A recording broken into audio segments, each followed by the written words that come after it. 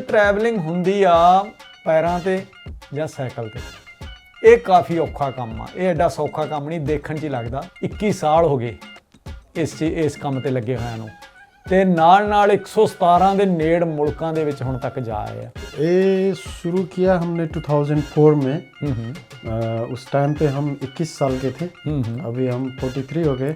और जब +2 ख़त्म किया उसके दौरान अब क्या करेंगे, तो दोस्त ने बोला ये साइकिल से वर्ल्ड टूर करेंगे तो कैसा होगा। एक तो हम विश्व में शांति के होप से कामना करके ट्रैवल कर रहे हैं। शांति सबको प्रिय है। वर्ल्ड में तुम जहाँ भी जाओगे, हर बड़ा शहर में गुरुद्वारा मिलेगा। हमारे पास कम से कम 40-50 पंजाबी लोगों का नंबर है, नोट करके रखा है। वो लोगों ने बोला है कि वर्ल्ड में कहीं पे भी कभी भी कोई मुसीबत हो, $100-200 के लिए बैठने के लिए, खाने के लिए या वीज़ा लगाने के लिए बस एक कॉल करना। और वो समझता था अगर मैंने इन लोगों को अच्छा काम कर रहे हैं, इन लोगों को मैंने वो 5,000 दिया तो गॉड मुझे 5 लाख देंगे। तो अभी कितनी देर बाद घर वापसी होती है हर आधे महीने कितना? ये तो हमको खुद को पता नहीं होता है, हमारा तो वो फिक्स नहीं होता है। हमको भी 1 महीना आगे पता चलता है कि अब हम घर जा रहे हैं।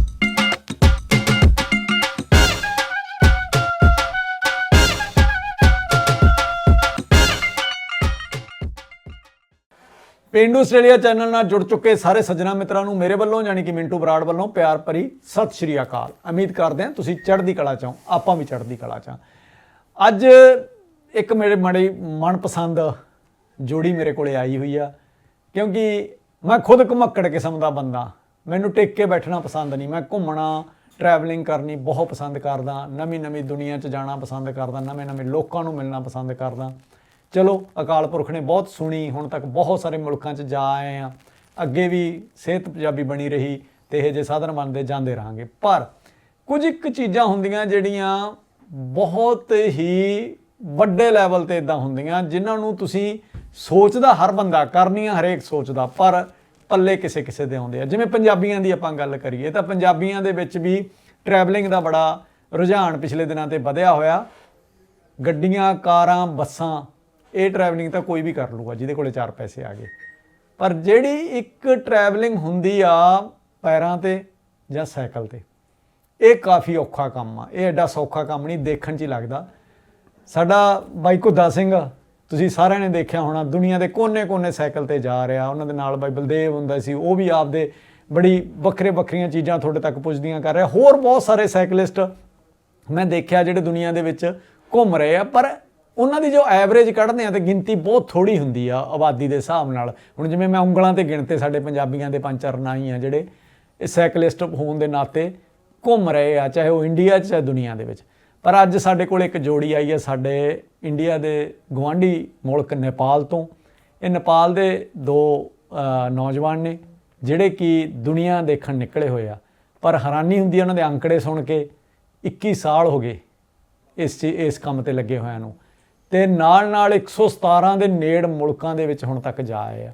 ਤੇ ਇਹਨਾਂ ਦਾ ਅੱਜ ਕੱਲ੍ਹ ਪੜਾ ਐਡਲੇਡ ਦੇ ਵਿੱਚ ਆ। ਗੁਰਦੁਆਰਾ ਸਾਹਿਬ ਰੁਕੇ ਹੋਏ ਸਨ, ਮੇਰੀ ਵੀ ਇਹਨਾਂ ਨਾਲ ਗੱਲਬਾਤ ਹੋਈ ਤੇ ਅਸੀਂ ਕੋਸ਼ਿਸ਼ ਕੀਤੀ, ਇਹਨਾਂ ਨੂੰ ਕਿਹਾ ਵੀ ਆਓ ਤੁਹਾਡੀਆਂ ਜਿਹੜੀਆਂ ਸਾਂਝਾਂ ਦੁਨੀਆ ਨਾਲ ਪਵਾਈਏ ਤੇ ਸਾਡੇ ਪੰਜਾਬੀ ਭਾਈਚਾਰੇ ਨਾਲ ਪਵਾਈਏ, ਕਿਉਂਕਿ ਵੈਸੇ ਤਾਂ ਇਹਨਾਂ ਨੂੰ YouTube ਦੇ ਉੱਤੇ ਬੜਾ ਫੋਲੋ ਕੀਤਾ ਜਾਂਦਾ, ਬੜੇ ਲੋਕ ਦੇਖਦੇ ਆ, ਉਹ ਵੀ ਇਹਨਾਂ ਤੋਂ ਪੁੱਛਾਂਗੇ ਆਪਾਂ ਸਾਰਾ ਕੁਝ। ਪਰ ਜਿਹੜਾ ਪੰਜਾਬੀ ਕਮਿਊਨਿਟੀ ਦੇ ਵਿੱਚ ਮੈਨੂੰ ਮਾਣ ਮਹਿਸੂਸ ਹੋ ਰਿਹਾ ਅੱਜ ਇਹਨਾਂ ਨੂੰ ਤੁਹਾਡੇ ਰੂਬਰੂ ਕਰਦਿਆਂ ਨੂੰ। ਸੋ ਸਾਡੇ ਨਾਲ ਨੇ ਬਾਈ ਅਜੇ ਤੇ ਭਗਤ ਸਿੰਘ। ਭਗਤ ਪੂਰਾ ਨਾਂ ਉਹਨਾਂ ਨੂੰ ਪੁੱਛਾਂਗੇ, ਪਰ ਮੈਂ ਦੋਨਾਂ ਦਾ ਨਾਂ ਜਿਹੜਾ ਇਸ ਢੰਗ ਨਾਲ ਮੈਨੂੰ ਵਧੀਆ ਲੱਗਿਆ ਵੀ ਵਾਕਈ ਅਜੇ ਆ ਜਿੱਤ ਚੁੱਕੇ ਆ ਕਾਫੀ ਕੁਛ, ਤੇ ਦੂਜੇ ਭਗਤ ਸਿੰਘ ਵਾਲੀ ਜਿਹੜੀ ਫੀਲਿੰਗ ਹੈ ਬਿਨਾਂ ਐਡੇ ਵੱਡੇ ਕਾਰਜ ਨਹੀਂ ਹੁੰਦੇ। ਸੋ ਆਓ ਜੀ ਆਇਆਂ ਕਹਿੰਦੇ ਆ। ਮੈਂ ਥੋੜ੍ਹੀ ਜਿਹੀ ਇਹ ਗੱਲਬਾਤ ਹਿੰਦੀ 'ਚ ਕਰਨੀ ਪੈਣੀ ਹੈ ਕਿਉਂਕਿ ਉਹਨਾਂ ਨੂੰ ਪੰਜਾਬੀ ਪੂਰੀ ਸਮਝ ਨਹੀਂ ਆਉਂਦੀ। ਸੋ ਹੋ ਸਕਦਾ ਮੇਰੀ ਹਿੰਦੀ ਇੰਨੀ ਵਧੀਆ ਨਹੀਂ ਹਮਕੋ ਤੁਮਕੋ ਹੋ ਜੇ, ਪਰ ਮਾफ़ ਕਰਿਓ। ਸੋ ਪਹਿਲਾਂ ਹੀ ਆਪਾਂ ਜੀ ਆਇਆਂ ਕਹਿੰਦੇ ਫਿਰ ਅੱਗੇ ਵਧਦੇ ਹਾਂ। ਸਤਿ ਸ਼੍ਰੀ ਅਕਾਲ ਜੀ। ਸਤਿ ਸ਼੍ਰੀ ਅਕਾਲ ਜੀ। ਸਤਿ ਸ਼੍ਰੀ ਅਕਾਲ ਤਾਂ ਸਮਝਦੇ हो? हाँ समझते हैं। हाँ चल थोड़ी बहुत पंजाबी भी समझते हैं, ज़्यादा नहीं। अभी आपने जो भी बात कही वो पल्ले तो पड़ता है, पर पंजाबी में हम वापस नहीं कर सकते। समझते तो है क्योंकि बहुत से गुरुद्वारे में बैठे और इस दौरान में 21 साल में बहुत पंजाबी दोस्त बने हैं। ਸੋ ਅਜੇ, ਤੁਹਾਡਾ ਨਾਮ ਅਜੇ ਆ, अजय। ਤੁਹਾਡਾ ਭਗਤ भगत ਜੀ। सो अजय ਤੇ ਭਗਤ ਤੁਸੀਂ ਕਿੱਥੋਂ ਹੋ? ਪਹਿਲਾਂ नेपाल ਦੇ ਕਿਹੜੇ कौन से एरिया से आप नेपाल? हम नेपाल के काठमांडू वैली अंतर्गत अंडर काठमांडू वैली ही पड़ता है। हाँ, पर हमारे डिस्ट्रिक्ट को भक्तपुर बोलते हैं, पर हम है काठमांडू से। ओके, फिर आपका डिस्ट्रिक्ट ही है, आपके नाम से है। एक ही है। आपके नाम से भी है, फिर खुद का ही मालकियत आपकी होगी। भक्तपुर और भगत हाँ, थोड़ा सा फर्क है। सो पहले हमारे दर्शकों को ये बताइए, ये आपको, ये पंजाबी में इसको चस्का बोलते हैं, इसका कोई ना कोई किनंग लगती है, कोई चिंगारी लगती है कैसी ना कैसी, कब शुरू हुई ये ट्रैवलिंग की चिंगारी? ये शुरू किया हमने 2004 में। उस टाइम पे हम 21 साल के थे, अभी हम 43 हो गए। वाओ।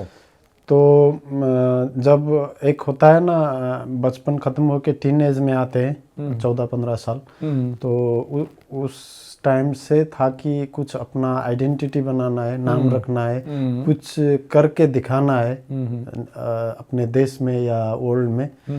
तो इसी वास्ते साइकिल टूर पे निकले कि जो वर्ल्ड में बहुत कम लोगों ने किया है और बहुत मुश्किल है विदाउट स्पॉन्सरशिप। सो पहले हम यही पूछना चाहूँगा मैं, 21 साल पहले आप इकट्ठे निकले थे? हाँ हाँ, तो आज तक इकट्ठे हैं? हाँ, उससे भी पहले की दोस्त है हम, हमारे घर बगल में ही है। ओके। तो हम दोस्त थे 14-15 साल से। अच्छा, जब 14-15 साल के थे, छोटे थे, पढ़ाई के टाइम से। सो आपने एजुकेशन किस चीज़ में की, दोनों बताएंगे अपना अपना? कॉमर्स में। उस टाइम पे कॉमर्स बहुत हाइप में था। ओके, तो आपने कॉमर्स में डिग्री डिप्लोमा किया? नहीं, वो +2 किया। +2। फिर उसके बाद हम 21 साल में ट्रैवल में निकले।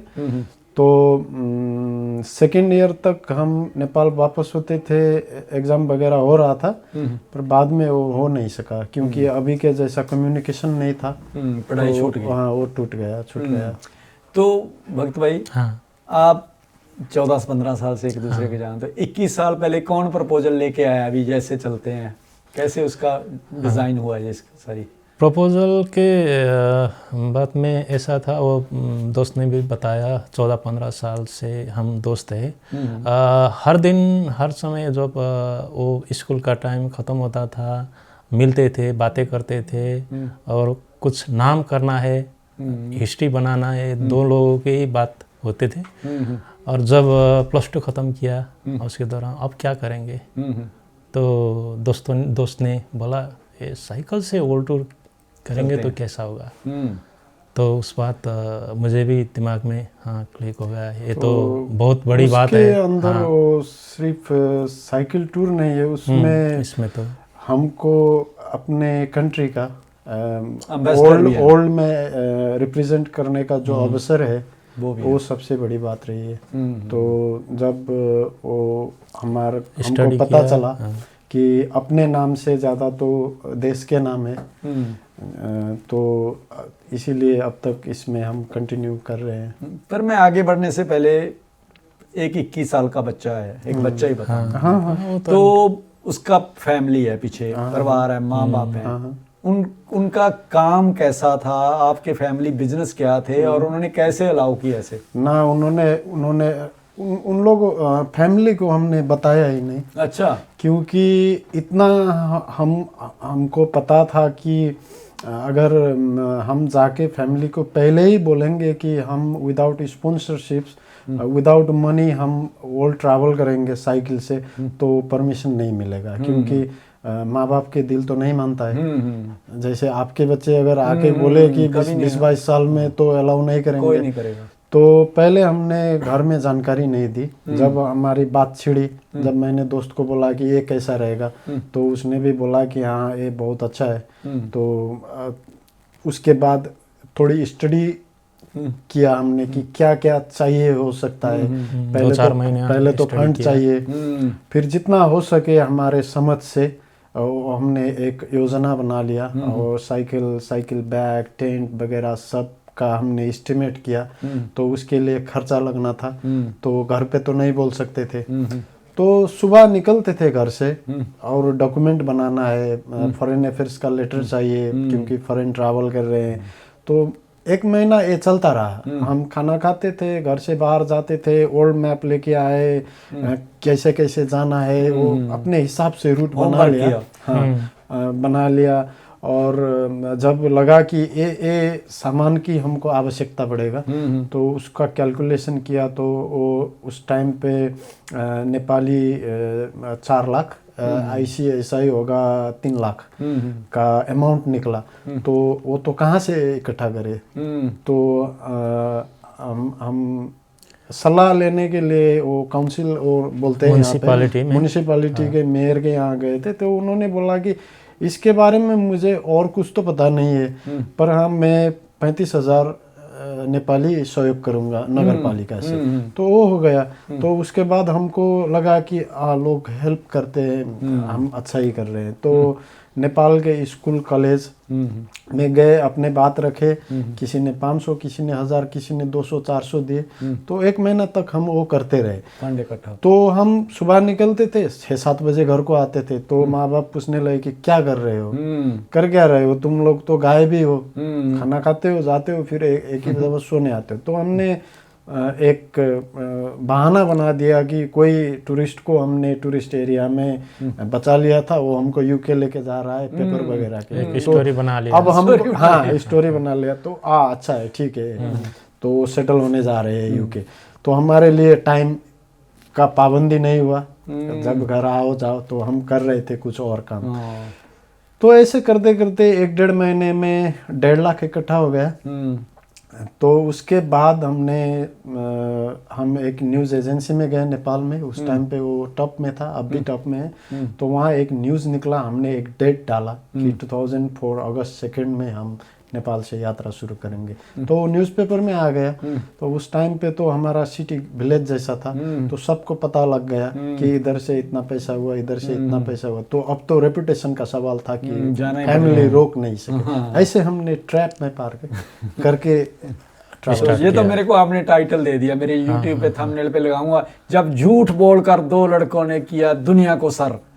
घर में झूठ बोला, झूठ बोला, दुनिया जीती। नहीं, ये कई झूठ ऐसे होते हैं अच्छे के लिए बोला, अच्छे के लिए बोले जाते हैं। और कई बार होता है भी पेरेंट्स को अगर हम सीधा पूछते हैं तो हो भी नहीं सकता था किसी ढंग से, आपने पहले नहीं बोला। सकता था। तो एक बच्चा अगर 20-22 साल में घर से निकले, सपोज ऑस्ट्रेलिया के लिए स्टूडेंट वीजा में आते हैं, माँ बाप लगा नहीं करते, फिर तो कितना टर्चर रहता है, टेंशन रहता है जब तक पढ़ाई खत्म नहीं होता है, बहुत सेटल नहीं होता है, बहुत बड़ी परेशानी होता है। सो चलो, आप ने प्लानिंग बनाई और निकले। मैं पहली प्लानिंग माननी चाहूँगा, आपसे जाननी चाहूँगा अभी कहाँ कैसी थी, कितनी लंबी थी वो जर्नी?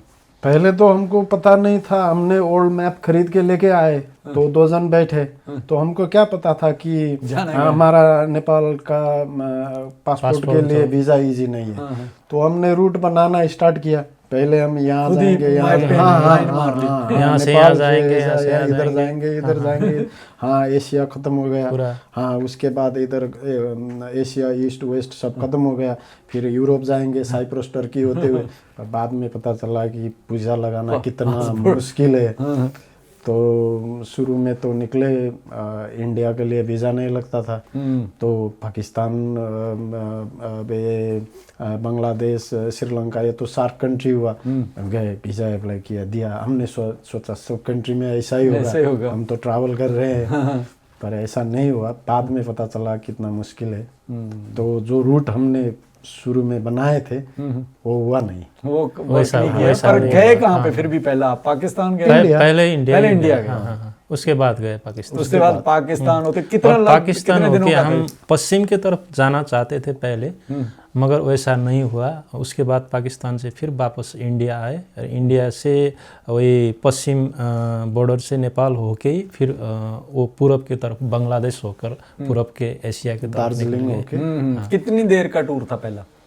वो पहले का हमारा वो 5-6 कंट्री का ही था। कितना टाइम लगा? 6 से 8 महीना लगा। 6 से 8 महीना। तो जब वापस आए आप नेपाल में, कैसा स्वागत रहा घर वालों की तरफ से या लोगों की तरफ से? दोस्त लोगों ने भी बहुत अप्रिशिएट किया। उस वक्त तो यूट्यूब वगैरह ये नहीं थी, कुछ भी नहीं था। जब हम घर से निकले तो एक दो दफ़ा हमारी बात हुई होगी घर में, तो उस टाइम पे हमारे घर पे लैंडलाइन फ़ोन भी नहीं था। बाद में घर वालों ने लैंडलाइन फ़ोन डाला हमसे बात करने के लिए, पर वो भी हो नहीं सकता था क्योंकि अभी के जैसा ज़माना नहीं था, व्हाट्सएप इंटरनेट वगैरह कुछ भी नहीं था। तो एक दो दफ़ा हमने फ़ोन किया होगा उस दौरान पे, पुलिस वाले से फ़ोन लेके, वो भी डायरेक्ट लैंडलाइन में कॉल करना बहुत एक्सपेंसिव था, और वो भी अगर माँ के बहन के हाथ लग गए तो रोते रोते ख़त्म हो जाता था। पिताजी बड़े भाई के हाथ लग गए तो बोलते थे कि यहाँ पे है, फ़ोन रख दिया, फिर कहाँ है पता नहीं है। और जब घर वापस आए तो फैमिली ने अप्रिशिएट किया कि बिना पैसे कल तक तो घर वाले हमको खिला पिला के रख रहे थे कि ये लोग तो 5-6 राष्ट्र करके आ गए, तो थोड़ा होप हो गया उन लोगों को भी। जब सेकेंड टाइम निकले तो थोड़ा उन लोगों को भी कॉन्फिडेंस थोड़ा बढ़ गया। दूसरा गैप कितना था, कितने दिन घर रुके आप, कितना टाइम रुके? हम 5-7 महीने रुके। 5-7 महीने बाद दोबारा, क्योंकि फिर बजट चाहिए था। हाँ, बजट चाहिए था, उम्र कच्चा था, अभी जितना एक्सपीरियंस है उतना एक्सपीरियंस नहीं था। जो पहले जो सामान इकट्ठा करने के लिए 1.5-2 लाख जुटाने में उतना टाइम लग जाता है। अब तो जो इंडिया होकर बांग्लादेश होकर पूर्व के 6-7 कंट्री कंप्लीट कर चुके थे, अब तो जहाँ भी जाओ फ्लाइट करके जाना पड़ेगा। वही कंट्री तो फिर तो नहीं जा सकते, दोबारा भी रिपीट करके नहीं जा सकते, वहाँ से आगे शुरू करना पड़ेगा। तो फ्लाइट करके जाना पड़ेगा 2 जन के लिए टिकट के लिए, तो फिर फंड चाहिए, इसीलिए टाइम तो आपको जैसे अभी तक आप 117 कंट्री बोल रहे थे भी, अब तक अब जा आए हैं वहाँ पे पिछले 25 साल से 21 साल से 117 कंट्री में जा आए, तो एवरेज हर साल ही आपने बहुत सी कंट्री की, तभी जाके इतना बड़ा होगा। पर फिर भी अगर आपने जब ये स्टार्टिंग शुरू की तो आपका लोगों से जब मिलते थे, या मैसेज क्या था कि कोई ना कोई एम होता है हर चीज़ का? एक तो हम विश्व में शांति के होप से कामना करके ट्रैवल कर रहे हैं। शांति सबको प्रिय है, पीस का मैसेज, और पीस का मैसेज है। और फिर दूसरा हमारा मैसेज है land of Gautam Buddha, land of mount Everest, land of Gurkhas and land of temples. Nepal को लैंड ऑफ टेम्पल्स भी बोलते हैं, और उसी को रिप्रेजेंट करते प्रमोट करते चलते हैं हम। वो हमारा एम है। तो इसके लिए अभी तो इतनी देर होगी, अब तो आप प्रूव कर चुके हैं अपने आप को, फिर नेपाल आप गवर्नमेंट आपको कोई सपोर्ट कर रही है? ऐसा है, वैसा कंटिन्यू सपोर्ट तो कुछ नहीं है, बीच बीच में कभी कभार हो जाता है, तो वो कभी कभार।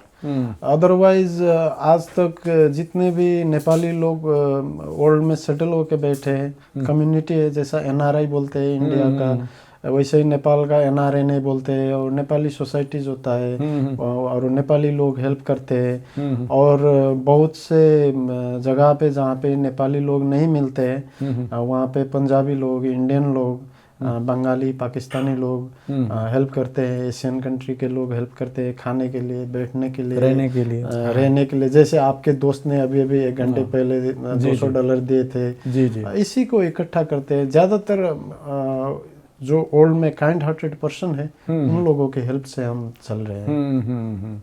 सो आपने ये अलग अलग कम्युनिटी की बात की, मैं सिख कम्युनिटी से बिलोंग करता हूँ, इसीलिए मेरा क्वेश्चन यहाँ पे, मैं किसी को ये नहीं कह रहा कोई छोटा होगा या बड़ा होगा, पर सिख कम्युनिटी में एक ये बना हुआ है धारणा, गुरु नानक देव जी से ये शुरू हुई भी, कोई भी आए वो भूखा ना सोए, भूखा ना जाए। तो धर्मशाल का एक कंसेप्ट था भी, हर किसी के रहने का इंतजाम, उसको खाने का इंतजाम, चाहे कोई भी आए। ऊंचे निशान साहब लगाए गए सिर्फ इसलिए भी दूर से राहगीर को पता चल जाए भी वहाँ पे एक जगह है जहाँ पे सबका वेलकम है। सो आपका इतने कंट्रीज में गए, कैसा एक्सपीरियंस रहा सिख लोगों के साथ? हम बहुत शुक्रगुजार है गुरुद्वारा के, क्योंकि आपने बोला कि धर्मशाला की जो बात की, तो 117 कंट्री जहाँ जहाँ पे हम पहुँचे और जहाँ जहाँ पे हम गुरुद्वारे में गए, सभी जगह पे धर्मशाला की पॉसिबिलिटी नहीं है, क्योंकि उसके लिए बड़ा दरबार बनाने के लिए, 3-4 रूम बनाने के लिए, धर्मशाला रखने के लिए बड़ा लोग ज़्यादा होना पड़ता है ना। तो ये तो आपको जाहिर है, पता ही है। तो हर जगह पे ये नहीं होता है। कहीं कितनी सी बहुत से गुरुद्वारे में ऐसा हुआ है कि जब हम पहुंचे तो प्रधान लोग होते, सेक्रेटरी, मैनेजर लोग होते, हम अपने बात रखते हैं नेपाल से आए हैं ऐसे ऐसे, तो उन लोगों को नहीं पता है कि आज तक सोने के लिए किसी को भी हमने नहीं दिया है, इवन इंडियन को नहीं दिया है कई जगह पे, पर हमको दिए हैं। उसके लिए हम शुक्रगुजार हैं। और जो सिख का, पंजाबी लोगों का जो गुरुद्वारा का जो एक परंपरा है, हर दिन जो लंगर लगता है, हर दिन लोग अपने आप वहाँ पे जाके सेवा करते हैं। कोई बर्तन धो रहा है, कोई प्याज छिल रहा है, ऑनियन छिल रहा है, कोई पोटैटो छिल रहा है, कोई खाना बना रहा है, अभी उसका काम का टाइम हुआ, वो निकल गया, फिर दूसरा ऑटोमेटिक वहाँ जाता है, कोई किसी को ऑर्डर नहीं देता है। ये बात हमको बहुत आश्चर्य लगता है। गए तो हम 100 से ज़्यादा गुरुद्वारे में सोए होंगे अब तक, खाना लंगर बहुत जगह पे किए, पर फिर भी जब जब गुरुद्वारे जाते हैं, वो जो परंपरा है वो उसमें हम हमेशा आश्चर्य लगता है। नहीं चलो, जे बनी रहे, गुरु नानक साहब की जे एक फलसफा था वो तो खुद ही वहां तक जाके है। ये हमको पता नहीं था। आपको पहली दफा हम मकाऊ से फिलीपीन गए थे, तो मनीला जाने में 4 दिन था, वो 350 किलोमीटर था। उस टाइम पे हम आज के जैसे 80-90 किलोमीटर साइकिल नहीं चला सकते थे, सिर्फ 40-50 किलोमीटर चलाते थे, 60 किलोमीटर चलाते थे, थक जाते थे। अभी तो हैबिट हो गया। तो उस दौरान हम 3 दिन बहुत मुश्किल से गुजार के मनीला पहुंचे। तो एक पंजाबी पाजी, वो सरदार जी, वो पगड़ा जो पगड़ी बांधे हुए, उन्होंने हमको देख लिया और बुला लिया। उनको नेपाल का वो फ्लैग रिकॉग्नाइज किया और बुला लिया हमको। और जो हमारा जो वो साइकिल बैग वो वगैरह सब देख के वो बात करने लगे हमसे। तो हमने बोला हम नेपाल से ऐसे ऐसे, तो तुम लोगों का फंड कौन कर रहा है, स्पॉन्सर है, ऐसा पूछा। तो हमने बोला हमारा पास कोई स्पॉन्सरशिप नहीं है, कोई कंटिन्यूटी फंड किसी का नहीं है, हम ऐसे ऐसे करके लोग हेल्प करते हैं ऐसे ऐसे। तो उन्होंने बोला कि आज रात किधर सोओगे? तो हमने बोला हमको पता नहीं। और 2-3 बजे थे दोपहर का। तो उन्होंने बोला चलो मैं तुम लोगों को एक जगह लेके जाता हूँ। तो हमने उनको फॉलो किया, वो बाइक में थे, स्कूटी में, हमने उनको फॉलो किया। वो लेके गए हमको गुरुद्वारा। गुरुद्वारा तो पता था हमको, पर गुरुद्वारा में ऐसा होता है, लंगर मिलता है, ये कुछ भी नहीं पता था। तो उन्होंने प्रधान से बात किया, तो प्रधान जी आए और हिंदी में बातचीत हुई। तो उन्होंने अप्रिशिएट किया हमको और पूछे कि कितना दिन रहना है। तो हम तो अमेज्ड रह गए, कितना दिन रहना है। हमको उधर 2 वीक्स रहना था वहाँ पे, दूसरे कंट्री का वीज़ा अप्लाई करना था वगैरह वगैरह। तो उन्होंने बोला 2 वीक्स क्या, 2 मंथ्स रहो, 4 मंथ्स रहो, तुम लोग बहुत अच्छे काम कर रहे हो। तो कल उसके दूसरे दिन जो भजन कीर्तन होता है, तो बहुत 100-150 लोग, पंजाबी लोग उधर इकट्ठा हुए थे।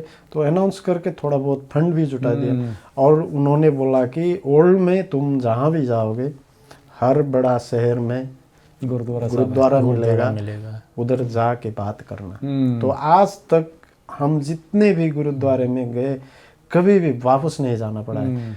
कई जगह, कई गुरुद्वारा में, जैसे हाल ही की बात है, जाकार्ता में गए थे हम, इंडोनेशिया जाकार्ता में। तो उधर गुरुद्वारा में गए, जाके सोने के लिए बात किया। तो उधर सिर्फ हॉल था, सोने की जगह नहीं था। तो किसी ने मैनेजर को बुला लिया। हमने बातचीत की प्रधान जी से, तो उन्होंने मैनेजर को बुला लिया। तो मैनेजर आके बोले कि खाना भी ना पी लो, तो मैं होटल बुक कर दूंगा 2 दिन के लिए। वाह जी वाह। और उन्होंने होटल बुक कर दिया, फिर वहाँ से आगे चले। ਸੋ ਮੈਂ ਦੋਸਤੋ ਚੰਗਾ ਲੱਗਦਾ ਆਪਦੀ ਵਡਿਆਈ ਸੁਣਨੀ, ਸਾਡੀ ਕੌਮ ਦੀ ਵਡਿਆਈ ਸੁਣਨੀ, ਤੇ ਮੈਨੂੰ ਇਹ ਗੱਲ ਬੜੀ ਵਧੀਆ ਲੱਗੀ ਸਾਰੀ ਇਹਨਾਂ ਦੀ ਸੁਣਨ ਤੋਂ ਬਾਅਦ ਗੱਲ। ਪਰ ਮੈਂ ਇੱਕ ਚੀਜ਼ ਜ਼ਰੂਰ ਕਹਿਣੀ ਚਾਹੂੰਗਾ ਵੀ ਜਿਹੜੇ ਫਿਲੀਪੀਨ 'ਚ ਇਹਨਾਂ ਨੂੰ ਸਰਦਾਰ ਜੀ ਮਿਲੇ, ਜੇ ਉਹ ਜਿਹੜਾ ਉਹਨਾਂ ਨੇ ਇਹਨਾਂ ਨਾਲ ਵਿਹਾਰ ਕੀਤਾ, ਜੇ ਉਹ ਨਾ ਕਰਦੇ ਤਾਂ ਇਹਨਾਂ ਨੇ ਸਿੱਖ ਕੌਮ ਦੀ ਜਿਹੜੀ ਸਾਡੀ ਵੱਡੀ ਚੰਗਿਆਈ ਆ ਇਹਨਾਂ ਤੱਕ ਨਹੀਂ ਪਹੁੰਚਣੀ ਸੀ। ਤੇ ਅੱਜ ਜਿੱਥੇ ਜਾਂਦੇ ਆ ਇਸ ਚੀਜ਼ ਦਾ ਫਲਸਫੇ ਦੀ ਗੱਲ ਕਰਦੇ ਆ। ਸੋ ਮੈਂ ਪਹਿਲਾਂ ਤਾਂ ਥੈਂਕ ਯੂ ਕਰਨਾ ਚਾਹੂੰਗਾ ਉਹਨਾਂ ਸਰਦਾਰ ਜੀ ਦਾ, ਜਿਨ੍ਹਾਂ ਨੇ, ਜਿਹੜੇ ਕਹਿੰਦੇ ਨੇ ਹੁੰਦੇ ਜਿਹੜੀ ਫਸਟ ਇਨਫੋਰਮੇਸ਼ਨ ਹੀ ਐਡੀ ਵਧੀਆ ਦੇਤੀ, ਜਾਂ ਜਿਨ੍ਹਾਂ ਨੇ ਤੁਹਾਨੂੰ ਪਹਿਲਾਂ ਹੀ ਇੱਕ ਇੰਪ੍ਰੈਸ਼ਨ, ਫਸਟ ਇੰਪ੍ਰੈਸ਼ਨ ਹੀ ਗੁੱਡ ਚਲਾ ਗਿਆ। ਸੋ ਬਹੁਤ ਬਹੁਤ ਧੰਨਵਾਦ ਜੀ ਤੁਹਾਡਾ। ਤੁਸੀਂ ਇਹ ਸਿੱਖ ਕੌਮ ਲਈ ਇੱਕ ਜਿਹੜੇ ਬ੍ਰਾਂਡ ਐਂਬੈਸਡਰ ਦਾ ਕੰਮ ਕੀਤਾ, ਜਿਹੜਾ ਕਿ ਹਰ ਸਿੱਖ ਦਾ ਫਰਜ਼ ਬਣਦਾ। ਜੇਕਰ ਮੇਰੇ ਵਰਗਾ ਤਾਂ ਚਲੋ नहीं दस्तार बननी, पर दस्तार धारी का तो उदों भी ज़्यादा बड़ा फर्ज बन जाता, उससे भी बड़ा फर्ज होता है। अगर आपने कोई आइकॉनिक हो, अभी आप ही हैं, आप ब्रांड एम्बेसडर बन के निकले हो एक किस्म से।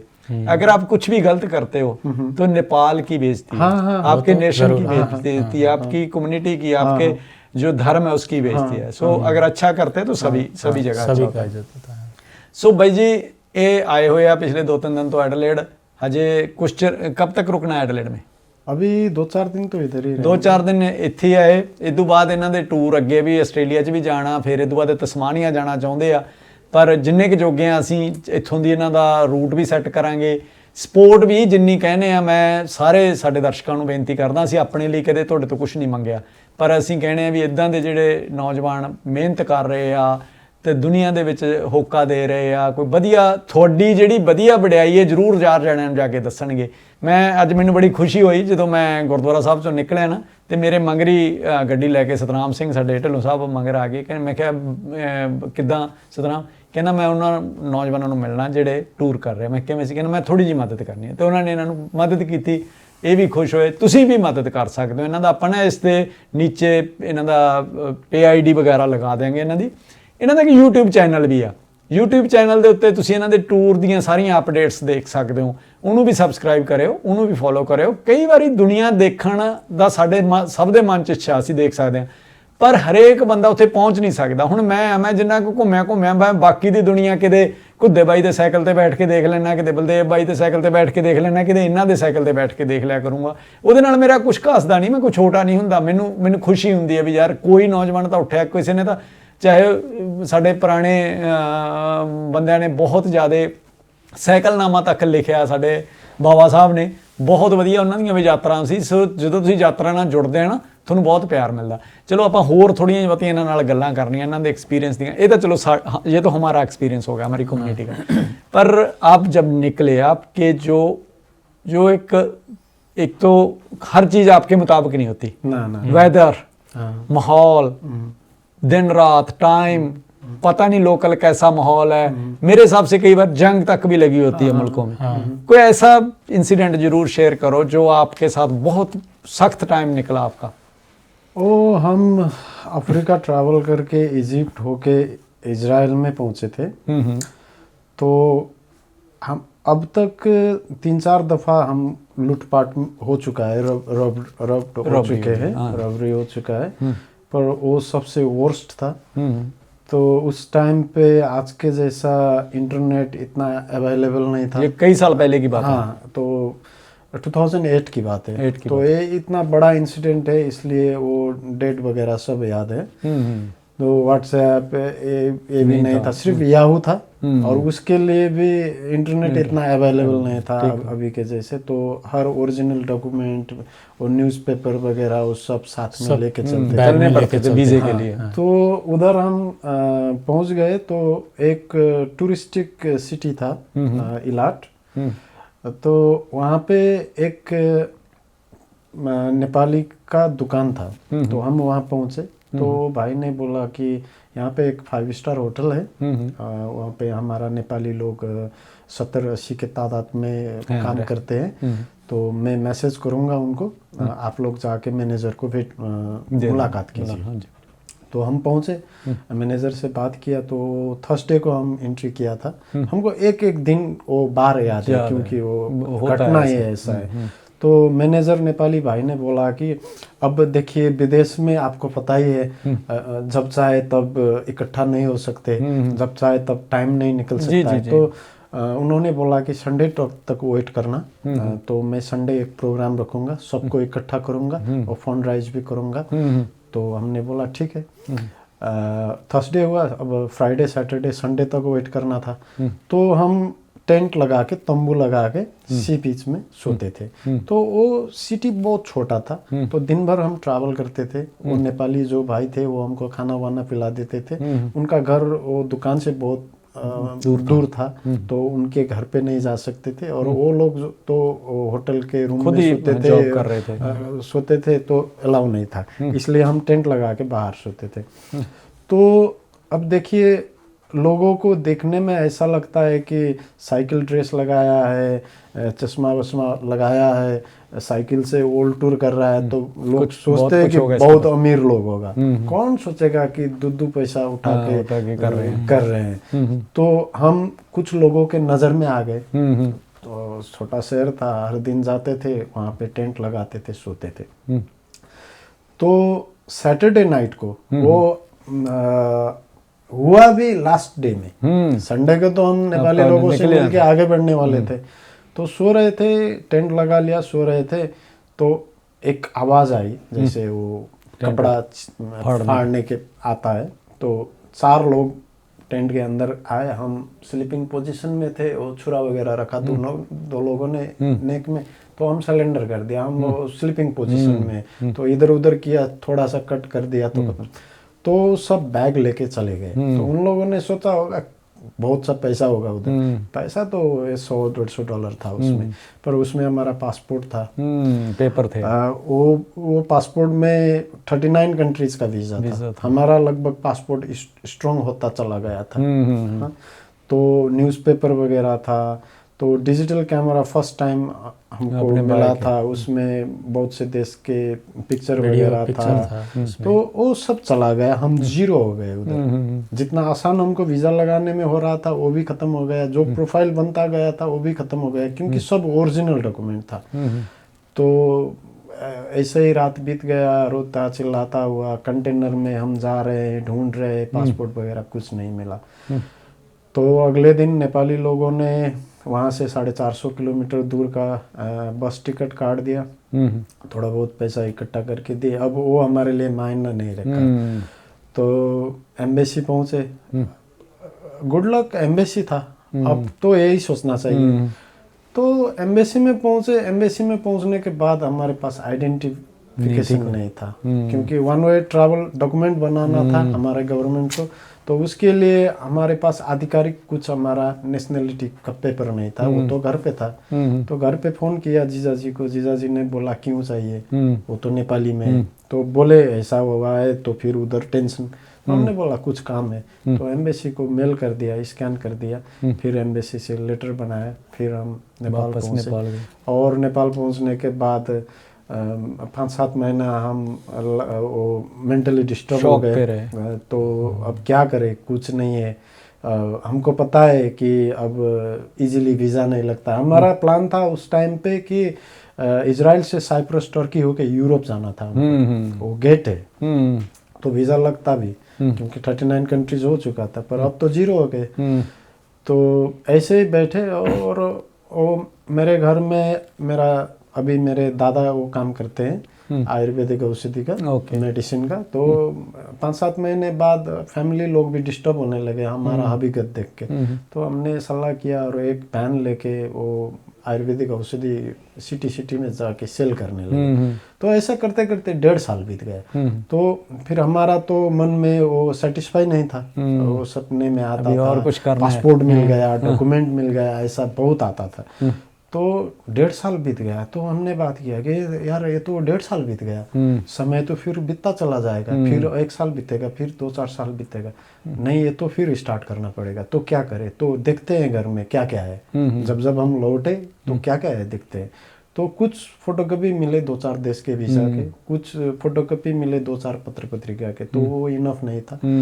फिर 1.5 साल बाद हमने 16-17 कंट्री, वही कंट्री, वही इंडिया, वही बांग्लादेश, वही म्यांमार, ये वगैरह दोबारा रिपीट किया। फिर न्यूज़पेपर बढ़ता चला गया, पासपोर्ट बढ़ता चला गया, फिर आगे बढ़े, तो गिव अप नहीं दिया। बहुत बार इस ट्रैवल में हम गिरे हैं, फिर खड़े होते हैं, फिर धीरे चलते हैं, फिर दौड़ते हैं। कई बार ऐसा भी हुआ आपका साइकिल जवाब देगा रास्ते में और कुछ नहीं है? हाँ, साइकिल तो आपका जो शुरू का फर्स्ट का साइकिल था वो नेपाली 8,000 का था, वो IC 5,000 सस्ता वाला साइकिल, वो क्योंकि अफोर्ड नहीं कर सकते थे।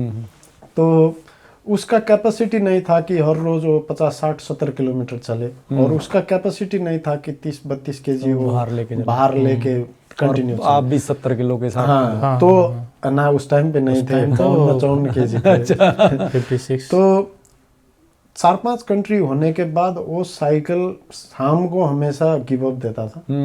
हमेशा सुबह हम 1-1.5 घंटा उसको मेंटेन करते थे। फिर अब मिस्त्री तो पूरे बन गए हो गए, अभी साइकिलों की दुकान खोल सकते हैं। सब बनाते हैं अभी।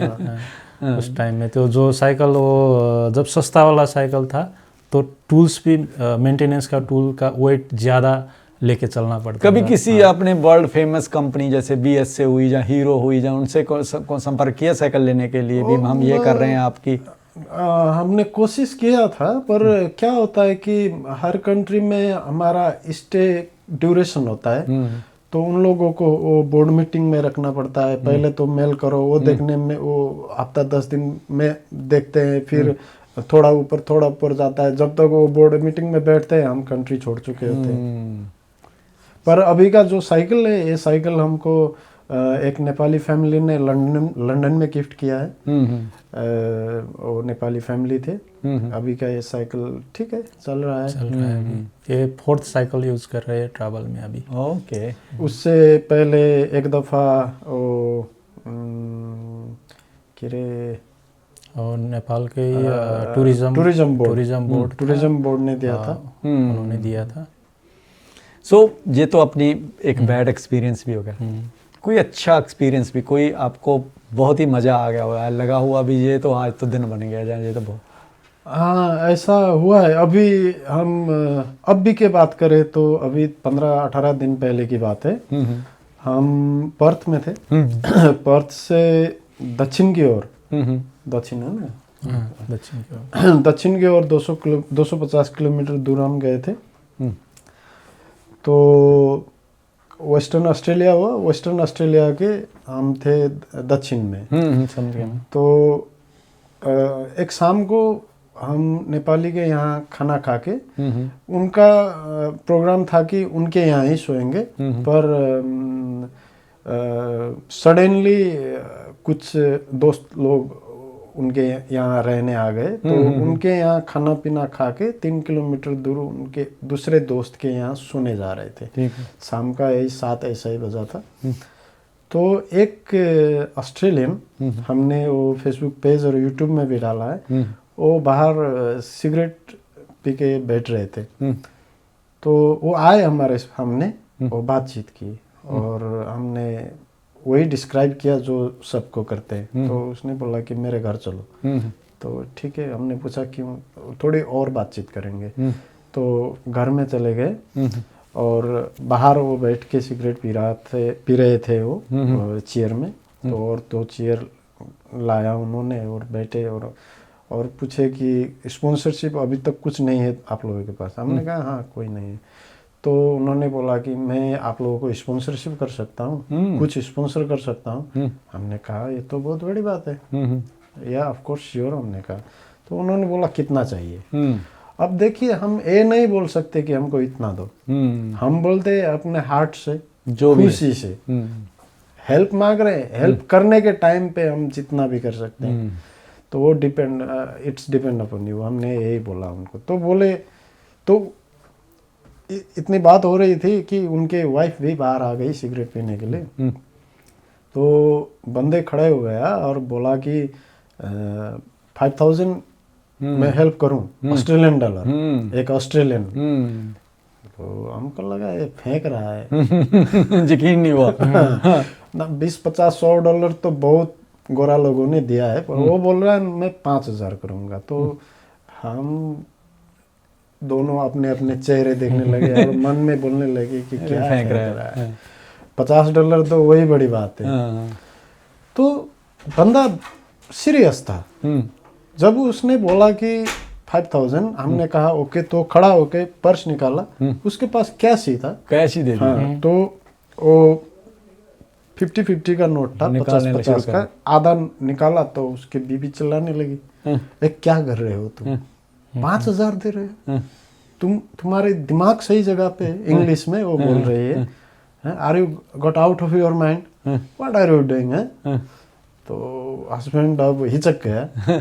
तो बोला ना, ये लोग बहुत अच्छा पर्पस के लिए चल रहे हैं, चाहे जिस भी देश के हो, बहुत अच्छा है इन लोगों का पर्पस ना, इन लोगों को हेल्प के। तो उनके वाइफ बोलने लगी कि नहीं नहीं 5,000 तो नहीं, ये मत करो, ये क्या कर रहे हो तुम, तो $50-100 दे दो।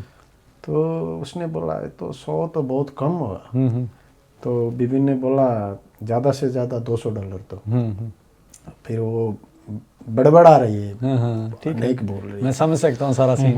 तो वो 1 2 3 4 काउंट करके $500 दे दिया। वाह जी। और वो समझता था अगर मैंने इन लोगों को ये अच्छा काम कर रहे हैं, इन लोगों को मैंने वो 5,000 दिया तो गॉड मुझे 5 लाख देंगे। तो उसका ऐसा, हार्ट वैसा ही सोचता था। बहुत सा इंसिडेंट है जो बुरा और अच्छा। अगर पंजाबी लोगों की बात किया तो हम कई गुरुद्वारे में क्या होता है कि सोने के लिए देते हैं, पर कुछ अलग रूम नहीं होता है हर जगह पे। तो बोलते हैं कि ठीक है मैट्रेस लगा देंगे, वो जो जहाँ पे खाना पीना खाते हैं सुबह 7 बजे जाग जाना, क्योंकि लोग आने लंगर हाल में, हाँ लंगर हाल में, तो यहाँ कोने में हम लगा देते हैं।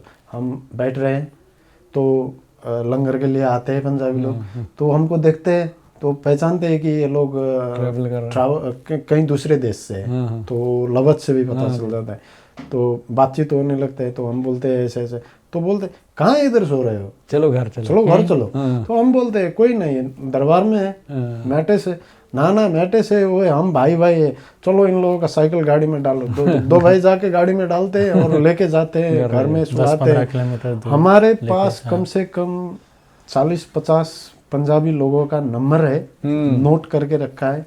वो लोगों ने बोला है कि ओल्ड में कहीं पे भी कभी भी कोई मुसीबत हो, $100-200 के लिए बैठने के लिए, खाने के लिए या वीज़ा लगाने के लिए बस एक कॉल करना, हम संसार के किसी भी कोने से भी रखते हैं, मदद करेंगे। पर आज तक हमने वो मदद लिया नहीं है, क्योंकि ज़रूरत नहीं पड़ा है। जब ज़रूरत पड़ेगी उसके टाइम नहीं, बहुत अच्छी बात है, क्योंकि अगले ने आपका मान रखा है, तो आप ऐसे थोड़ा भी उसको मिसयूज करेंगे। अगर आपको ਜ਼ਰੂਰਤ ਪੜੇਗੀ ਤਾਂ ਜ਼ਰੂਰ ਕੋਈ ਗੱਲ। ਮੈਂ ਵੀ ਦੇਖੋ ਜੀ ਇਹਨਾਂ ਨੂੰ ਇਹ ਗੱਲਾਂ ਕਰ ਰਿਹਾ ਸੀ ਰਾਹ ਚ ਆਉਂਦਾ, ਮੈਂ ਇਹਨਾਂ ਨੂੰ ਇੱਕੋ ਗੱਲ ਕਹੀ ਸੀ ਵੀ ਪੇਂਡੂ ਆਸਟ੍ਰੇਲੀਆ ਚੈਨਲ ਦੇ ਉੱਤੇ ਬਹੁਤ ਦੁਨੀਆ ਜੁੜੀ ਹੋਈ ਹੈ। 31 ਮਿਲੀਅਨ ਲੋਕ ਹੁਣ ਤੱਕ ਵਿਊਅਰ 31 ਮਿਲੀਅਨ ਪਲੱਸ ਹੋ ਗਏ ਆ। ਤਾਂ ਮੈਂ ਇਹਨਾਂ ਨੂੰ ਇੱਕੋ ਗੱਲ ਕਹੀ ਸੀ ਵੀ ਦੁਨੀਆ ਭਰ ਦੇ ਵਿੱਚੋਂ ਸਾਨੂੰ ਜੁੜਦੇ ਆ। ਤੁਸੀਂ ਜਿੱਥੇ ਵੀ ਜਾਓਗੇ ਨਾ, ਜੇ ਚੈਨਲ ਦਾ ਜ਼ਿਕਰ ਕਰੋਗੇ, ਪੰਜਾਬੀਆਂ ਕੋਲੇ ਨਾਂ ਲਾਓਗੇ ਤਾਂ ਉਹ ਜ਼ਰੂਰ ਤੁਹਾਡੀ ਲੋਕ ਆਫਟਰ ਕਰਨਗੇ। ਸੋ ਮਾਣ ਰੱਖਿਓ ਜੀ ਇਸ ਗੱਲ ਦਾ, ਪੇਂਡੂ ਆਸਟ੍ਰੇਲੀਆ ਦਾ ਤੁਸੀਂ ਵੀ ਪਰਿਵਾਰ ਮੈਂਬਰ ਹੋ। ਦੁਨੀਆ ਦੇ ਕਿਸੇ ਵੀ ਕੋਨੇ 'ਚ ਆ ਕੇ ਜੇ ਆਪਣੇ ਚੈਨਲ ਦਾ ਨਾਂ ਲੈਂਦੇ ਆ ਤਾਂ ਇਹਨਾਂ ਨੂੰ ਜ਼ਰੂਰ ਦੱਸਿਓ ਵੀ ਆਪਣਾ ਚੈਨਲ ਕੋਈ ਕਮਰਸ਼ੀਅਲ ਚੈਨਲ ਨਹੀਂ, ਆਪਾਂ ਕਮਿਊਨਿਟੀ ਦੇ ਭਾਈਚਾਰੇ ਲਈ ਹੀ ਅੱਜ ਤੱਕ 20 ਸਾਲ ਤੋਂ ਕੰਮ ਕਰਦੇ ਆ ਰਹੇ ਹਾਂ। ਤੇ ਇਹਨਾਂ ਨੂੰ ਜ਼ਰੂਰ ਸਪੋर्ट करो, साडा भी मान रहूगा, ਤੁਹਾਡਾ भी मान रहूगा। सो उम्मीद है हमारे जो दर्शक हैं ना दुनिया में कहीं भी बैठे हैं, समझ गए, वो जरूर आपकी हेल्प करेंगे। वो जो फिलीपीन के प्रधान जी के जो बात किए थे, वो कराटे में ब्लैक बेल्ट थे, बहुत मेडल उन लोगों ले थे, जीते थे। तो उस टाइम पे वो डिजिटल कैमरा वगैरह ओल्ड में नहीं आया था। वो जो कैमरा होता था ना स्नाइप वाला 35-36, वो रील वाला, तो हमने फोटो खींचा था उनके साथ, और एक फोटो उन्होंने हमको भी दिया था, वो अभी हमारे पास है। वो मेरे को भेजना, मैं जरूर चाहूंगा इसमें लगानी। हाँ, और एक हमारे न्यूज़पेपर में भी वो फिलीपीन के सरदार लोग जो न्यूज़पेपर निकला था, वो लोग उसमें भी नहीं, हम भी इस चैनल में लगाना चाहेंगे, क्योंकि अगर उन्होंने एक अच्छा काम किया है, हम उनकी फोटो लगाएंगे तो 10 और लोग अच्छा काम करेंगे। वहाँ पे भी एक इंसिडेंट हुआ फिलीपींस में, जब दरबार में जो भजन कीर्तन हो रहा था, 200-250 लोग थे फिलीपीन में जो रहते हैं, तो अनाउंस किया, उधर थोड़ा बहुत फंड भी राइज हुआ। तो बाद में बहुत लोग आए, बातचीत किए, थोड़ा थोड़ा फंड जितना हो सके उन लोगों ने हेल्प किया। तो एक पंजाबी फैमिली आए और बोले कि फंड तो ठीक है हमने डाल दिया आप लोगों के लिए, कुछ आप लोगों को चाहिए, कुछ ज़रूरत है, उन्होंने ऐसा पूछा। तो हमारा जो शूज था वो फट चुका था, वो क्या बोले उसको, अब सोल फट गया, सोल फट गया, वो पूरा एरिया वो होल हो गया, डैमेज हो गया था। तो हमने बोला हमको शूज की ज़रूरत है। तो उन्होंने नोट किया, उस टाइम पे तो मोबाइल के नोट नहीं थे, तो नंबर कितना लगेगा तुम डायरी में लिखा और बोले कि कितना नंबर लगता है, तो हमने नंबर बताया। फिर बोले और क्या चाहिए, तो हमने बोला एक साइकिलिंग स्लैक्स चाहिए हमको, वो भी फट चुका था हमारा, तो लिखिए एक साइकिलिंग स्लैक्स। फिर बोले और क्या चाहिए, क्या सच में ये आदमी खरीद रहा है, ऐसा लगा हमको। तो हमने बोला हमको कैप चाहिए, और क्या चाहिए। करते करते 12-15 आइटम हो गया, टी शर्ट वगैरह, ट्राउजर, सब ट्राउजर, ठीक है। तो वो बोलेगी मैं कल शॉपिंग करके दोपहर को ये सब सामान लेके आऊंगा। तो थोड़ा तो हमको होप था, क्योंकि कुछ तो लेके आए, माहौल दिख चुके थे। वी अमेज्ड, नेक्स्ट डे वो पाजी आए, सब लेके आए, सब लेके आए। उनका जो चेहरा है मेरे दिमाग में अब भी है, मेरे दिमाग में वो जाएगा भी नहीं। जो अच्छा करने वाले को कोई नहीं भूलता, अगर बुरे को नहीं भूलता, भूलता अच्छे को भी नहीं। सो आपने इतने 117 कंट्री में गए, तो लैंग्वेज बैरियर, इसके बारे में जरूर बताना। आपको कहीं पे लैंग्वेज बैरियर बहुत ही मुश्किल आ जाती है, कई बार मैं सुनते हैं पानी भी नहीं समझा सकते किसी को, तो ऐसा कोई इंसिडेंट जरूर बताना। बहुत जगह पर हुआ है, बहुत जगह लैंग्वेज को। आपका अब उस टाइम पे तो इंटरनेट नहीं था, अभी के तो ठीक है, हम इंटरनेट से ट्रांसलेट कर सकते हैं।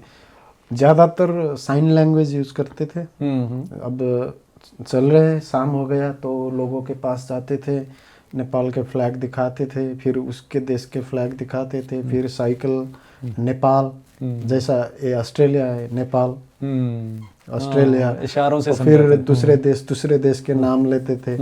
फिर पैसे, अब जैसे नेपाल इंडिया में ऐसे करते हैं, वियतनाम में ऐसे करते हैं, वो अलग अलग साइन है, तो ये नहीं है तो सोना है, भूख लगा है, तो ऐसे चल जाता था। और कई जगह पे ऐसा हुआ है कि बारिश के मौसम पे साइन लैंग्वेज से वो बताया, बैठ रहे हैं, कल भी पूरे दिन बारिश हो रहा है, तीसरे दिन भी बारिश हो रहा है, बस बैठे, वो लोग हमसे हंस रहे हैं, हम हंस रहे हैं, आज तक पता नहीं वो क्यों हंसे थे।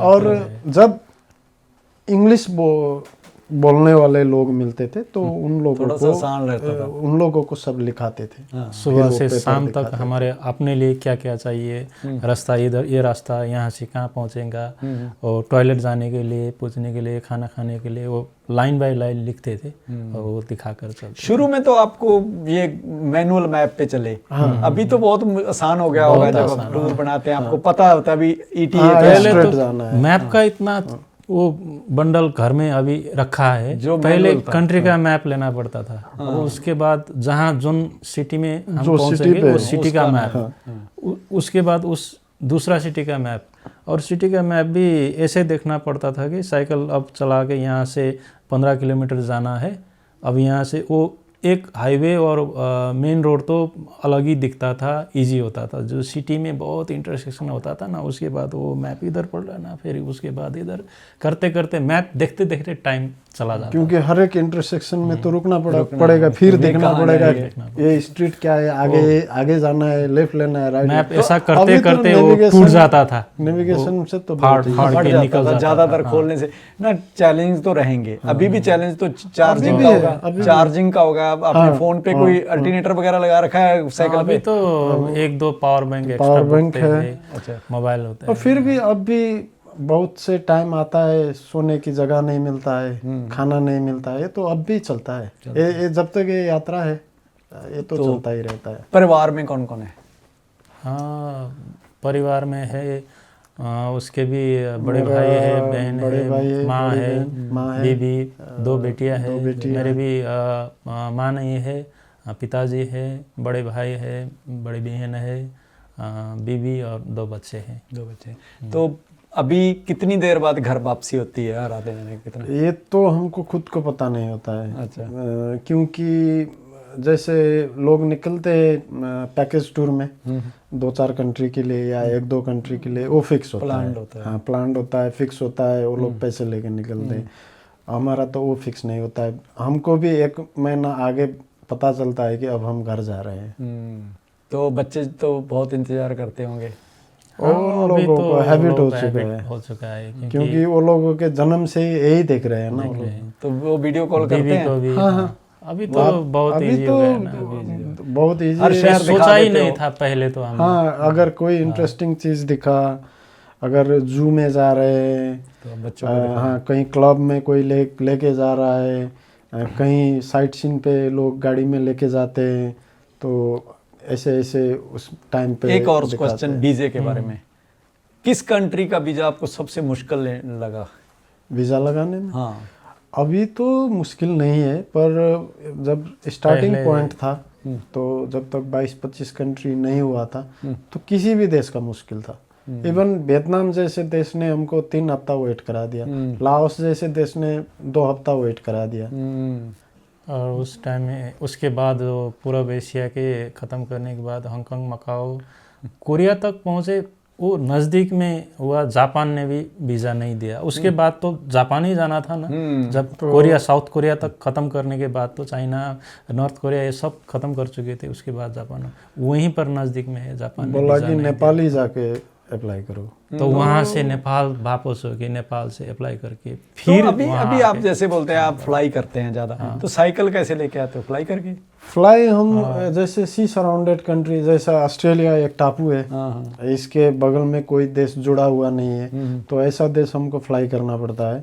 तो उस टाइम पे हम साइकिल का व्हील वगैरह सब निकालते हैं, उसको साइकिल बैग में पैक करते हैं और लेके आते हैं। फिर लेके आते हैं। और 10-15 केजी लगेज में ही जाता है। वो भी देखना पड़ता है कि कौन सा एयरलाइंस अलाउ करता है, कौन नहीं करता है। ज़्यादातर करना करते पड़ता हैं है साइकिल। और कंपलसरी बैग होना पड़ता है। अब तो फिर आपकी जो डिजिटल जर्नी बन रही है अभी, तो YouTube का चैनल जरूर अपना अनाउंस करें। कौन सा चैनल है आपका? हमारा YouTube चैनल है, हम ये दिखाई देते हैं ताकि आसान हो लोगों को, क्योंकि जितने भी हमारे पंजाबी भाई लोग जुड़ सकते हैं प्लीज़ इसमें जुड़िएगा, और नेपाली लोग भी जो देख रहे हैं, ये है हमारा नाम भी बोल दीजिए। अजय भगत, अजय भगत। ओल्ड साइकिलिस्ट, और वो ग्लोब का मैप है इधर, और वो पेज भी यही है। ਆਪਾਂ ਇਹਦਾ ਲਿੰਕ पेज में भी हम ਲਿੰਕ ਵੀ ਲਗਾ ਦੇਂਗੇ ਇਸਕਾ, ਪਰ ਇਹਨਾਂ ਦੇ ਨਾਂ ਤੇ ਬਣਿਆ ਹੋਇਆ ਅਜੇ ਭਗਤ, ਬਾਈ ਜੀ ਦਾ ਨਾਂ ਅਜੇ ਆ, ਉਹਨਾਂ ਦਾ ਨਾਂ ਭਗਤ ਆ। ਉਹਨਾਂ ਦੇ ਨਾਂ ਦੇ ਉੱਤੇ ਵਰਲਡ ਸਾਈਕਲਿਸਟ ਜਿਹੜਾ ਲਿਖਿਆ, ਤੇ ਇਹਨਾਂ ਨੂੰ ਤੁਸੀਂ ਜਰੂਰ ਸਬਸਕ੍ਰਾਈਬ ਵੀ ਕਰੋ ਤੇ ਤੁਸੀਂ ਇਹਨਾਂ ਨੂੰ ਫੋਲੋ ਵੀ ਕਰਿਆ ਕਰੋ, ਕਿਉਂਕਿ ਬਹੁਤ ਸਾਰੀਆਂ ਚੀਜ਼ਾਂ ਨਾ ਤੁਹਾਨੂੰ ਬਿਨਾਂ ਪੈਸਿਆਂ ਦੇ ਘਰੇ बैठे मिल ਜਾਂਦੀਆਂ। मैं पहले भी कर चुका हूँ। वो हमारा एक लड़का है पंजाब का, कुद्दा सिंह, मैं जरूर उनका आपसे नंबर भी एक्सचेंज करूंगा। जरूर। वो लड़का भी दिन रात उसका यही काम है। मेरे डिस्ट्रिक्ट से है, साइकिल पे। साइकिल बाबा नहीं, वो नहीं, वो अलग से आए थे। साइकिल बाबा यहाँ पे आके गए हैं वो भी, पर ये हमारा पंजाबी नौजवान है, यंग उम्र में है, तो उसका भी यही काम है। बस सारी दुनिया में साइकिल पे जाते हैं, बड़ा बढ़िया उसको, उनको फॉलो करते हैं लोग। बड़ा एक उनके पास अच्छा बोलने का स्किल भी है, अच्छा दिखाने का स्किल भी है। ये भी जरूरी होता है जब अगर हम इस चीज़ में है ना। आप भी बहुत अच्छा कर रहे हैं। मैं भी आपको फॉलो करूंगा जल्दी। Thank you. सो अभी आप 5-7 दिन यहाँ पे हैं, इससे आगे आप कहाँ कहाँ जाना है, ताकि मैं आगे दर्शकों से अपील कर सकूँ? यहाँ से हम ताजमानिया जाएंगे, फिर ताजमानिया के बाद हमारा प्लान है कि PNG, टोंगा, तुवालू और मिक्रोनेशिया, जो है पैसिफिक ओशियाना के टापू है, हाँ इधर का उधर का होके फिर वापस एक बार नेपाल। हाँ, उसके बाद शायद नेपाल जाएंगे एक बार फिर। सो दोस्तों, ਪਹਿਲਾਂ ਤਾਂ ਤਸਮਾਨੀਆ ਵਾਲੇ ਮਿੱਤਰੋ, ਸਾਨੂੰ ਲੱਗ ਹੀ ਗਿਆ ਪਤਾ ਵੀ ਮੈਂ ਕੀ ਮੰਗ ਰਿਹਾ ਤੁਹਾਡੇ ਤੋਂ, ਦੱਸਣ ਦੀ ਲੋੜ ਨਹੀਂ। ਬਾਈ ਗੁਰਪ੍ਰੀਤ ਸਿੰਘ, ਇਹ ਤੁਹਾਡਾ ਨੰਬਰ ਦੇ ਰਿਹਾ ਮੈਂ, ਤੇ ਹੋਰ ਵੀ ਬਹੁਤ ਸਾਰੇ ਸੱਜਣਾਂ ਨੂੰ ਨੰਬਰ ਦੇਵਾਂਗਾ। ਅਜੇ ਤੇ ਭਗਤ ਬਾਈ ਤੁਹਾਨੂੰ ਸੰਪਰਕ ਕਰਨਗੇ। ਤੇ ਹੁਣ ਜੇ ਲਾਂਭਾ ਆ ਗਿਆ ਤਾਂ ਮੈਂ ਇੱਥੇ ਪੇਂਡੂ ਆਸਟ੍ਰੇਲੀਆ ਦੇ ਪਲੇਟਫਾਰਮ ਤੇ ਬਹਿ ਕੇ ਫਿਰ ਮੈਂ ਤੁਹਾਡੀ ਕਲਾਸ ਲਾਉਂਗਾ, ਇਹ ਤੁਹਾਨੂੰ ਦੱਸਤਾ। ਸੋ ਤਸਮਾਨੀਆ 'ਚ ਜਾਣ, ਇੰਨੀਆਂ ਕਿ ਸੋਹਣੀਆਂ ਯਾਦਾਂ ਲੈ ਕੇ ਆਉਣ, ਇਹ ਵੀ ਬਸ ਆਸ ਕਰ ਉੱਠਣ। ਸੋ ਕਹਿੰਦੇ ਨਹੀਂ, ਉਸਤਤ ਕਰੇ ਜਹਾਨ, ਜੇ ਚੰਗੇ ਕਾਰਜ ਕਰੋਗੇ ਤਾਂ ਜਹਾਨ ਉਸਤਤ ਕਰੂਗਾ। ਤੁਹਾਡਾ ਵੀ ਜ਼ਿਕਰ ਫਿਲੀਪੀਨ ਵਾਲੇ ਸਰਦਾਰ ਜੀ ਵਾਂਗੂ ਹੋਊਗਾ। ਹੋਰ ਵੀ ਜਿੱਥੇ ਵੀ ਜਾਂਦੇ ਆ, ਜੇ ਕਿਤੇ ਪੇਂਡੂ ਆਸਟ੍ਰੇਲੀਆ ਦੇ ਫੋਲੋਅਰ ਇੱਥੇ ਬੈਠੇ ਆ, ਜ਼ਰੂਰ ਇਹਨਾਂ ਨੂੰ ਸਹਿਯੋਗ ਦਿਓ। ਇਹ ਸਾਡੀ ਗੁਜ਼ਾਰਿਸ਼ ਆ। ਅਸੀਂ ਇਸ ਵੀਡੀਓ ਦੇ ਥੱਲੇ ਇਹਨਾਂ ਦਾ ਲਿੰਕ ਵੀ ਪਾ ਰਹੇ ਹਾਂ, YouTube ਦਾ, ਇਹਨਾਂ ਦਾ Facebook ਦਾ ਲਿੰਕ ਵੀ ਪਾ ਰਹੇ ਹਾਂ। ਇਹਨਾਂ ਦੀਆਂ ਕੁਝ ਕੁ ਟਰੈਵਲਿੰਗ ਯਾਦਾਂ ਵੀ ਅਸੀਂ ਕੋਸ਼ਿਸ਼ ਕਰਾਂਗੇ ਐਡੀਟਿੰਗ ਦੇ ਵਿੱਚ ਇਹਨਾਂ ਦੀਆਂ ਪਾਈਏ, ਤੇ ਨਾਲ ਅਸੀਂ ਇਹਨਾਂ ਦੀ ਪੇ ID ਵੀ ਪਾਵਾਂਗੇ। ਜੇ ਕਿਸੇ ਨੇ ਫਾਈਨੈਂਸ਼ੀਅਲ ਮਦਦ ਕਰਨੀ ਆ ਉਹ ਵੀ ਕਰ ਸਕਦੇ ਹੋ, ਪਰ ਜਿਵੇਂ ਇਹਨਾਂ ਨੇ ਦੱਸਿਆ ਵੀ ਕਈ ਚੀਜ਼ਾਂ ਦੀ ਲੋੜ ਹੁੰਦੀ ਹੈ, ਕਿਤੇ ਵੀ ਹੁਣ ਐਡਲੇਡ ਦੇ ਵਿੱਚ ਆ 2-4 ਦਿਨ ਕੁਛ ਵੀ ਚੀਜ਼ ਦੀ ਲੋੜ ਹੋਈ ਤਾਂ ਜ਼ਰੂਰ ਇਹਨਾਂ ਨੂੰ ਸੰਪਰਕ ਕਰਿਓ। ਮੈਂ ਇਹਨਾਂ ਦੇ, ਤੁਸੀਂ ਜੋ ਮੈਸੇਜ ਕਰੋਗੇ ਤੁਹਾਨੂੰ ਕਾਲ ਵੀ ਕਰ ਲੈਣਗੇ, ਆਪਾਂ ਨੰਬਰ ਵੀ ਦੇ ਦਾਂਗੇ ਤੁਹਾਨੂੰ ਇਹਨਾਂ ਦਾ, ਜੇ ਕਿਸੇ ਨੂੰ ਵੀ ਲੋੜ ਹੋਈ। ਸੋ ਅਜੇ ਭਾਈ ਐਂਡ ਭਗਤ ਭਾਈ, बहुत ही अच्छा लगा आप यहाँ आए। मैंने तो शुरू में भी बोला क्योंकि मैं खुद एक ट्रैवलर हूँ और मेरे को अच्छा लगता है जो लोग ऐसे काम करते हैं। सो फिर भी जाते जाते कुछ भी ऑडियंस को मैसेज दोनों अलग अलग जरूर दें। सबसे पहले तो आपको धन्यवाद, इतने लोगों से हमको रूबरू कराया आपने, परिचित कराया। पिंडू ऑस्ट्रेलिया, जी जी आपको बहुत बहुत धन्यवाद। और जितने भी लोग ने हमारे ट्रैवल के दौरान, जितने भी पंजाबी लोगों से हम मिले हैं, जितने भी पंजाबी लोगों ने हमको हेल्प किया है, ज़रूर आप लोगों को हम याद है नेपाल से, क्योंकि दूसरा तो आपको मुलाकात नहीं हुआ होगा। आप सबको बहुत बहुत धन्यवाद। आप लोगों ने भाई के जैसे प्यार दिया हमको, और जिधर भी हम जाते हैं गुरुद्वारे में ज़रूर जाते हैं, इसीलिए जाते हैं। यही बोलना चाहूँगा कि सबको बहुत बहुत धन्यवाद। जी जी भक्त भाई आप भी। और दोस्त ने बोला भी, जितने लोगों ने हमको जो बैठने के लिए, आगे बढ़ने के लिए जितने लोगों ने हमें हेल्प किया, वो लोगों को धन्यवाद।